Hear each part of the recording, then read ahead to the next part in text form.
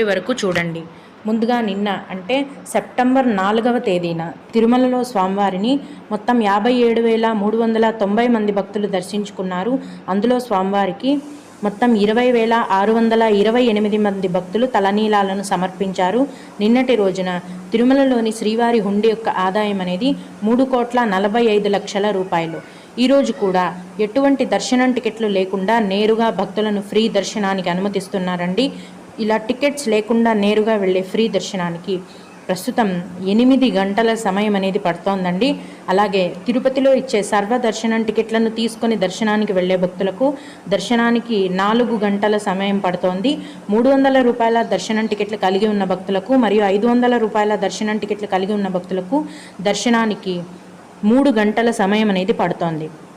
ఇక ఈరోజు కూడా చిన్నపిల్లల సుపదం ఇన్ఫాంట్ దర్శనం అనేది ఉందండి. ప్రస్తుతం సుపదం ఇన్ఫాంట్ దర్శనాన్ని